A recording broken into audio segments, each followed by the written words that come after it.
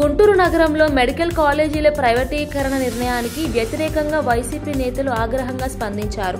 మాజీ మంత్రి అంబటి రాంబాబు ఆధ్వర్యంలో నేతలు, కార్యకర్తలు కంకరగుంట గేటు వద్ద భారీ నిరసన ర్యాలీ నిర్వహించారు. ర్యాలీకి పోలీసులు అనుమతి నిరాకరించడంతో ఉద్రిక్తత చోటు చేసుకుంది. అంబటి రాంబాబు మరియు పోలీసుల మధ్య తీవ్ర వాగ్వాదం నెలకొంది. ర్యాలీని అడ్డుకునేందుకు ప్రయత్నించిన సమయంలో పట్టాభిపురం సీఐ వెంకటేశ్వర్లు అంబటి రాంబాబుపై ఆగ్రహం వ్యక్తం చేయడంతో పరిస్థితి కాసేపు ఉద్రిక్తంగా మారింది. ప్రభుత్వ నిర్ణయం వల్ల పేద ప్రజలకు వైద్య సేవలు అందుబాటులో ఉండవని నిరసనకారులు నినాదాలు చేశారు.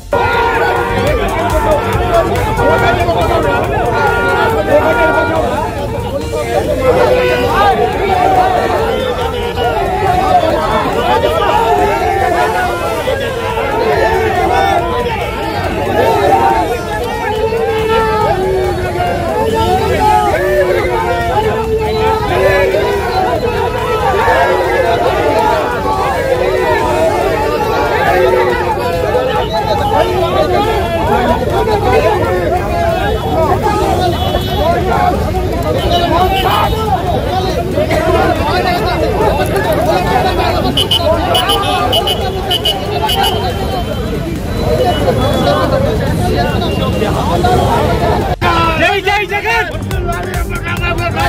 వదిలాలి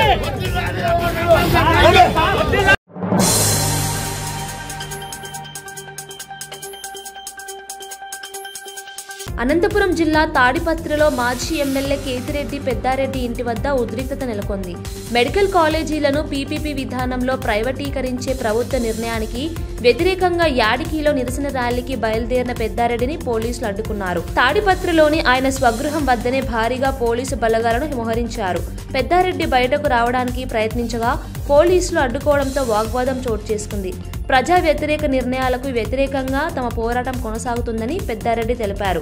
పీపీపీ విధానం వల్ల పేద విద్యార్థులు వైద్య విద్యకు దూరమవుతారని, ప్రభుత్వ వైద్య వ్యవస్థ క్షీణిస్తుందని ఆయన ఆవేదన వ్యక్తం చేశారు. నేను 9 గంటల కిందికి దిగొచ్చి పోదామనుకునే లోపలే వచ్చి మీరు పోయే కాదు, నీకు ల్యాండ్ ఆర్డర్ ప్రాబ్లం ఉంది, నీకు ప్రాణహాని ఉంది, అందువల్ల నువ్వు పోయే కాదు అంట. ఎవరి వల్ల నాకు ప్రాబ్లం ఉందనేది చెప్తే అది చెప్పలేకున్నారు ఆఫీసర్.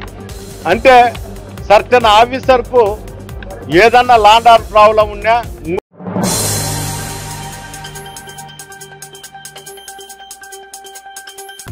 2019 ఎన్నికల్లో ఓటమి ఎదురైనా ధైర్యం కోల్పోలేదని మంత్రి నారా లోకేష్ అన్నారు.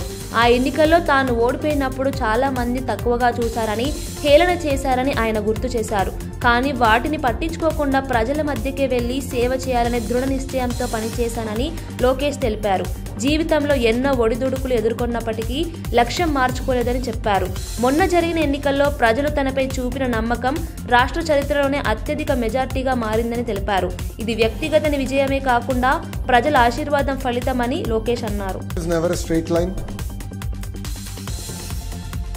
The highs are very high, the lows are very low. If there's anyone who's gone through it, it is me. In 2019, when I contested in my constituency, which my party only won in 1985, I lost. A lot of people made fun of me, but I didn't care.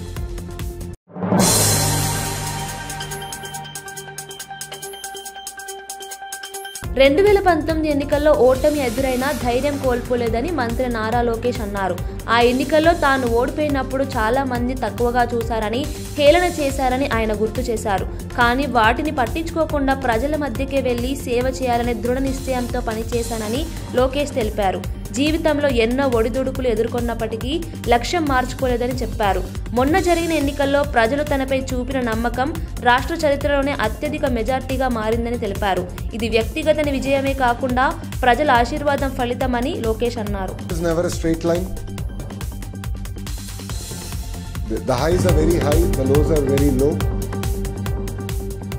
If there's anyone who's gone through it, it is me.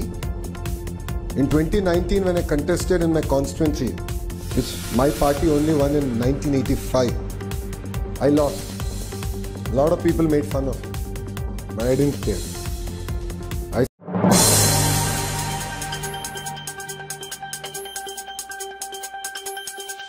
మహాజాతరకు ముందుగా మేడారం సమ్మక్క సారలమ్మ దేవాలయంలో రాష్ట్ర మంత్రులు ప్రత్యేక పూజలు నిర్వహించారు. మంత్రి పొంగులేటి శ్రీనివాసరెడ్డి, మంత్రి సీతక్క, మాజీ ఉప ముఖ్యమంత్రి వాకిడి శ్రీహరి కలిసి ఆలయంలో పూజలు చేశారు. ఈ సందర్భంగా దేవాలయ అర్చకులు మంత్రులకు ఆశీర్వచనం అందించారు. అనంతరం మేడారం పరిసర ప్రాంతాల్లో కొనసాగుతున్న అభివృద్ధి పనులను పరిశీలించిన మంత్రులు, అధికారులు, ఇంజనీరింగ్ విభాగ సిబ్బందితో చర్చించారు. రహదారులు, తాత్కాలిక వసతి గృహాలు, త్రాగునీటి సదుపాయాలు వేగంగా పూర్తి చేయాలని ఆదేశించారు.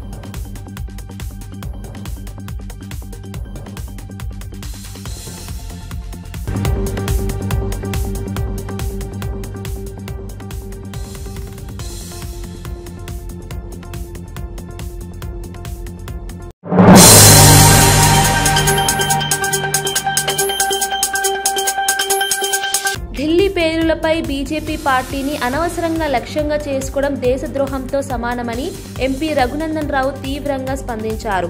పేలులకు బీజేపీకి సంబంధం ఉందంటూ కొంతమంది చేస్తున్న ప్రచారాన్ని ఆయన తీవ్రంగా ఖండించారు.